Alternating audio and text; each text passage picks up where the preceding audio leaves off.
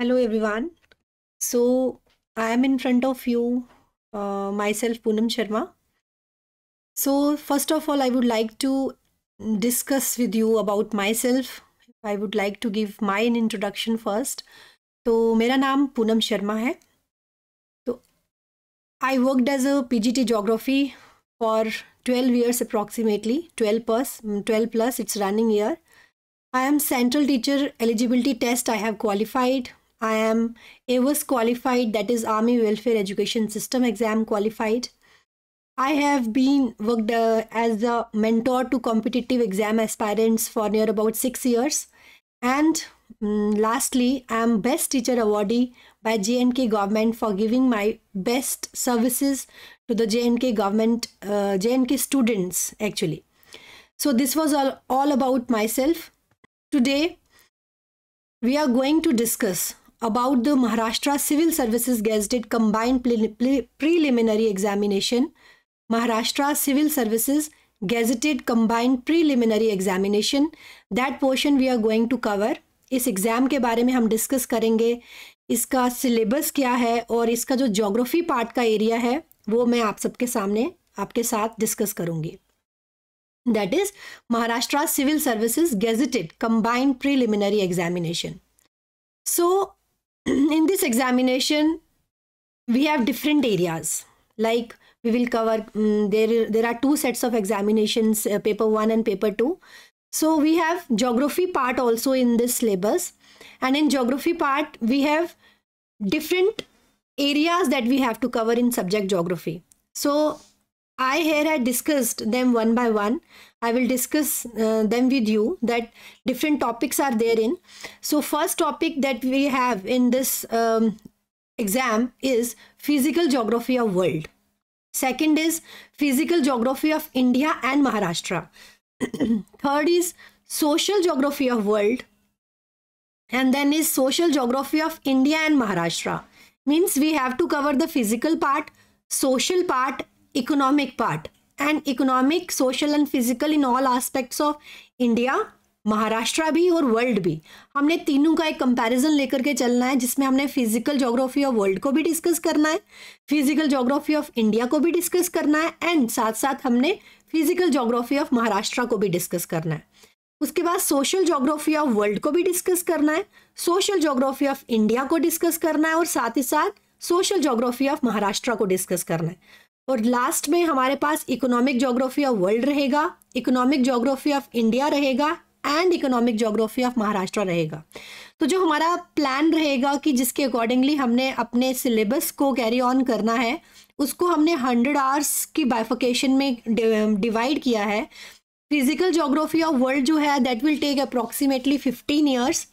Physical geography of India and Maharashtra will take 22 hours that we have to take for covering all this syllabus.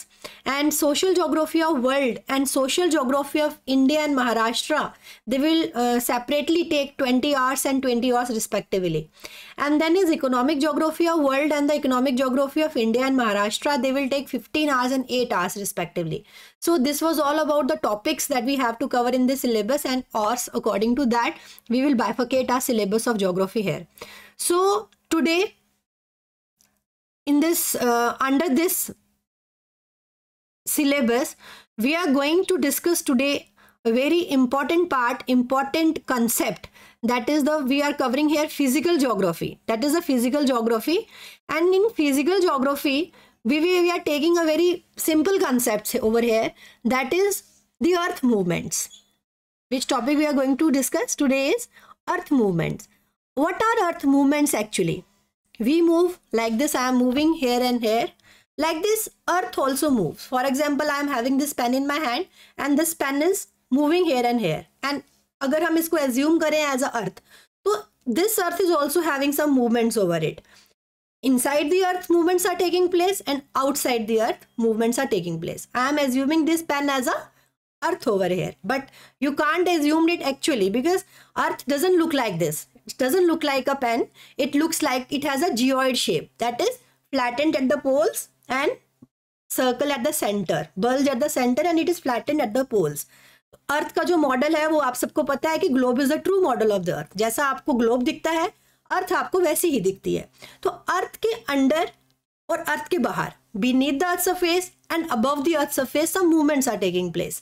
The earth is moving, and what are those movements that are actually taking place beneath the earth surface and above the earth surface? These forces are endogenic forces and exogenic forces. For example, I am giving you one example here. I am sitting still here. मैं यहाँ बैठी हूँ and somebody is pushing me, that is putting force on me, and then I am moving. Likewise, if earth is moving, means some forces are being applied over that, and then the earth is moving. कि कुछ forces अर्थ के बीच में या अर्थ के बाहर generate हो रही हैं जिसकी वजह से अर्थ मूव करती है. तो एंडोजेनिक फोर्सेस वो फोर्सेस होती हैं जो within the earth, under the earth they take place. And exogenic forces वो फोर्सेस होती हैं जो आउटसाइड द अर्थ, अर्थ के बाहर से, बीनीथ द अर्थ सरफेस नहीं, अब आउटसाइड ऑफ द अर्थ से अर्थ के ऊपर अप्लाई होती हैं, उन्हें हम एक्सोजेनिक फोर्सेस कहते हैं. अब जो एंडोजेनिक फोर्सेस होती हैं उनको हमने सडन फोर्सेस और डायस्ट्रॉफिक फोर्सेस में डिवाइड किया है, और जो एक्सोजेनिक फोर्सेस हैं उनको हमने इरोजनल और डिपोजिशनल में डिवाइड किया है. जो sudden forces means rapid forces, they are actually acting rapidly, they are actually acting rapidly. So see, first is earthquake, second is volcano, and third is landslides. These are three sudden forces. They are acting suddenly. For example, you are taking a balloon and that balloon is filled up with water and you are pressing it. आप इसको pin आपको उसको press कर रहे हैं and then it will burst. Suddenly the water is coming out. So these are sudden forces. Means earthquake is acting suddenly, volcano is acting suddenly, and landslides are acting suddenly. But these diastrophic forces, they are not acting suddenly. They are slow processes like building mountains. Means here comes two concepts, that is folding and faulting. Folding and faulting. Here it will come under building mountains, that is folding and faulting. Likewise, if we will talk about exogenic forces, here exogenic forces are that are acting outside of the earth, that is erosional and depositional. Erosion is taking place by rivers, it is taking by wind, and it is taking place by sea waves, and then lastly by the glaciers. Means outside forces being taking place, and that is moving that part of the earth. For example हम एक mountain की example लेते हैं कि एक mountain है और उस माउंटेन के ऊपर से, माउंटेन से रिवर जनरेट हो रही है, रिवर निकल रही है. ठीक है, for example this is a mountain और यहाँ से रिवर का ओरिजिन हो रहा है, river is being originated from here. अब ये जो रिवर इस माउंटेन से ओरिजिनेट कर रही है, ये अपने साथ साथ इरोजन करती है. जो भी यहाँ पे पेबल्स हैं, रॉक्स हैं, उनको अपने साथ डेन्यूड करती है, उनको ब्रेक डाउन करती है और यहाँ से गुजरती है और उनको प्लेन्स में लेकर के आती है. ये इरोजनल प्रोसेस वो रिवर कर रही है. ठीक है, तो ये एंडोजेनिक के अंदर नहीं, एक्सोजेनिक में है. टाइम टू टाइम अब ये जो माउंटेन है एक फ्लैटन सरफेस का रूप ले लेगा. तो these are erosional, this is erosion and it is coming under exogenic processes. किसके अंडर आ रहा है ये? एक्सोजेनिक प्रोसेस के अंडर आ रहा है. तो अब हम एक एक प्रोसेस को वन बाय वन डिस्कस करेंगे. तो अब जो एंडोजेनिक प्रोसेसेस, जैसे मैंने आपको कहा कि वो फोर्सेस हैं जो अर्थ सरफेस के बीनीथ टेक प्लेस होती हैं. The ground we live on is moving all the time, as I told you. The forces within the earth that cause the ground to move are called endogenic processes. वो processes जो forces within the earth place take place होती हैं और cause करती हैं ground को move करने में, मीन्स ग्राउंड मूव करता है, उन्हें हम एंडोजेनिक प्रोसेसेस कहते हैं और ये within the earth takes place होती हैं. अब ये जो एंडोजेनिक प्रोसेसेस होती हैं ये काम कैसे करती हैं? For example we have two rocks. हमारे पास दो रॉक्स हैं. अब एक एग्जाम्पल मैं आपके सामने लूंगी यहाँ पे कि ये मेरे पास एक पेज है. ठीक है, अब इस पेज को मैं डिवाइड कर रही हूँ, इसको मैं फोल्ड कर रही हूँ. सॉरी, हमने इस पेज को फोल्ड किया. सिंपल, हमने जब इसको फोल्ड किया तो हमारे पास ये इस शेप में सामने आएगा. तब यहाँ देखेंगे मेरी तरफ, इस तरह से ये मेरे पास सामने आएगा. तो यहाँ से आपको एक पीस दिख रहा है, one side is folding up, one is coming down. One is folding up, then it is coming down, then up, then down. यहाँ से आप सीधी एग्जाम्पल यहाँ पे आप ले सकते हो फोल्डिंग की. जो मैंने आपको कहा फोल्डिंग और फॉल्टिंग मेन अर्थ मूवमेंट्स हैं जो एंडोजेनिक के अंडर आती हैं. ठीक है, तो यहाँ पे फोल्डिंग की एग्जाम्पल आप ले सकते हो. these are folds. This is fold number 1 2 3. It how looks like. अब कौन सी फोर्स है अब ये जो फोल्डिंग क्रिएट कर रही है? ये होता है हॉरिजॉन्टल कंप्रेशनल फोर्स से. For example this is plate, this is earth, and some compression is taking place. This is pressing the two plates together. What is happening? Two plates are bursting like this. For example, this is flattened. When compression will take place, compressional force will act. It will go like this. Then the fold will create. इस तरह से fold जो है वो up fold आपके सामने आएगा. अब यहाँ पे आपके सामने आया एक up fold, एक आया down fold. तो बेटा up fold जो है उसको हम कहेंगे anticline, और ये जो down fold है उसको हम कहेंगे syncline. यहाँ पे मैं आपको एक पिक्चर से डायरेक्टली समझा सकती हूँ. ये ऐसे, then up, then down, then up, then down, like this. अब ये जो मेरे पास आया ये लिम्ब, इसे हम कहते हैं लिम्ब. ये आ जाता है इसका एक्सिस. तो ये जो लिम्ब्स हैं ये अप फोल्ड है और ये बेटा डाउन फोल्ड है. इसको हम क्या कहेंगे? Down fold. और ये आ जाता है बच्चे अप फोल्ड. ठीक है, तो अब ये जो अप फोल्ड है इसको हम कहेंगे एंटीक्लाइन. ये जो डाउन फोल्ड है इसको हम कहेंगे सिनक्लाइन. आई होप ये आपको क्लियर है. तो फोर्स जो इसके पीछे रिस्पॉन्सिबल है, अब एग्जाम में क्वेश्चन आता है which force is responsible for folding के प्रोसेस के लिए, तो वो हम लिखेंगे कंप्रेशनल फोर्स. क्या लिखेंगे? Compressional force. अब यहाँ से आपको एग्जैक्टली क्लियर हो जाएगा कि ये पिक्चर है जिसमें आपको फोल्ड और फॉल्ट दिख रहा है. फॉल्ट की तरफ हम चलेंगे. अब ज्वाइंट क्या है? टू प्लेट्स की जो पोर्शन है जो इनको ज्वाइन करता है, दैट इज अ ज्वाइंट. अब उस ज्वाइंट पे कंप्रेशनल फोर्स लगी तो ये फोल्ड बन गया. अब बात आती है कि कंप्रेशनल फोर्स ने फोल्ड बनाया. अब क्वेश्चन आता है कि फॉल्ट कैसे जनरेट हुआ. तो चलेंगे फॉल्ट की तरफ. Fault is a fracture zone. अब फॉल्ट क्या होगा? Fault is basically a fracture zone. अब वो फ्रैक्चर जोन पे टेंशनल फोर्स की वजह से वहां पे क्रैक आ गया. यहाँ पे एक एग्जाम्पल देंगे. जब हमें हेडेक होता है तो हमें क्या होती है? हमारे टेंशन की वजह से हम बोलते हैं हमारा दिमाग फट रहा है या हेडेक हो रही है, दर्द हो रही है हमें.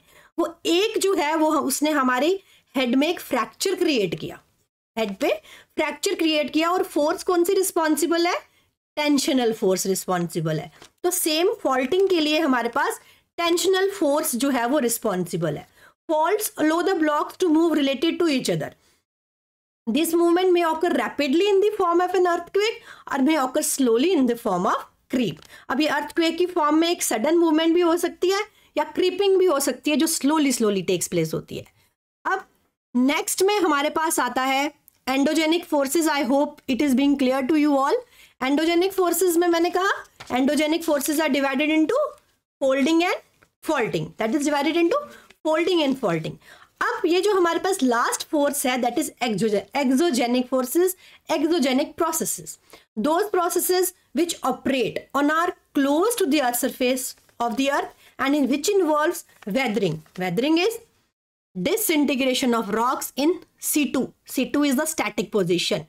Weathering means this is a rock, it is breaking down. Breaking down static position है. अब ये जो माउंटेन है ये तो मूव नहीं करेगा, उसी पोजीशन पे रॉक्स की जो ब्रेकडाउन होती है उसे हम एक्सोजेनिक प्रोसेस के अंडर कंसिडर करते हैं. Mass movement, this rock is moving, rock movement. Fluvial is river erosion, aeolian is wind erosion, glacial erosion and coastal processes. All these are responsible for the exogenic processes for the movement of the rock debris from one place to another place. अब इसको हम last में एक simple से, जैसे कि मैंने आप सबसे पहले कहा कि वी हैव माउंटेन, यहाँ पे मैं इजीली आपको एक्सप्लेन करूंगी कि अगर हम रिवर की स्टेजेस देखें, अगर हमारे पास रिवर है तो रिवर की कुछ स्टेजेस होती हैं, जैसे यूथफुल स्टेज, मैच्योर स्टेज और senile stage. Youthful, mature and senile stage. ठीक है ना. तो अब हमने इसको यूथफुल में रिवर जो होती है बड़ी एक्टिव होती है. अब रिवर जब यहाँ से जनरेट होती है, निकलती है, तो हमने इसको डिवाइड कर दिया. अब डिवाइड मतलब इसको ब्रेक डाउन कर दिया, तो हिल से ये फ्लैटेंड सरफेस पे आ जाती है. किस पे आ जाती है? फ्लैटेंड में आ जाती है. और धीरे धीरे ये वहाँ पे प्लेन एरियाज क्रिएट लगती है क्योंकि ये इरोजन से इसका फॉर्मेशन हुआ. It is being eroded, these rocks are being eroded from time to time. So I hope it is all clear to you all. That is endogenic and the exogenic processes that we have covered under the physical geography of world, and these are basic concepts. अब हमने जो physical geography India world या फिर हमने महाराष्ट्र पढ़ना है, उसके अंदर जब हम फिजिकल की बात करेंगे, हिमालयाज की फॉर्मेशन की बात करेंगे, तो माउंटेन्स की फॉर्मेशन की बात करेंगे, वर्ल्ड माउंटेन्स की, हिमालयाज की बात करेंगे, या महाराष्ट्र में जो हमारे पास माउंटेन रेंज है जब हम उनकी बात करेंगे, तो उसके पीछे फॉर्मेशन की जो है क्या प्रोसेस है, प्लेन्स की क्या फॉर्मेशन है, प्रोसेस है, कोस्टल एरियाज की कैसे है, तो हमारे पास जब तक फिजिकल ज्योग्राफी में इन बेसिक कंसेप्ट्स का आइडिया नहीं होगा तब तक हम इस पोर्शन को कवर नहीं कर सकते. तो डियर, अब मुझे लगता है कि आप सबको ये समझ आ चुका होगा कि हमने किस तरह से फोर्सेस को डिवाइड किया फिजिकल ज्योग्राफी के अंडर. तो एंडोजेनिक और एक्सोजेनिक प्रोसेसेस हमने डिस्कस की. एंडोजेनिक में हमने फोल्ड्स एंड फॉल्ट्स किए और साथ ही साथ हमने एक्सोजेनिक प्रोसेसेस को डिस्कस किया. Thank you so much. Have a nice day.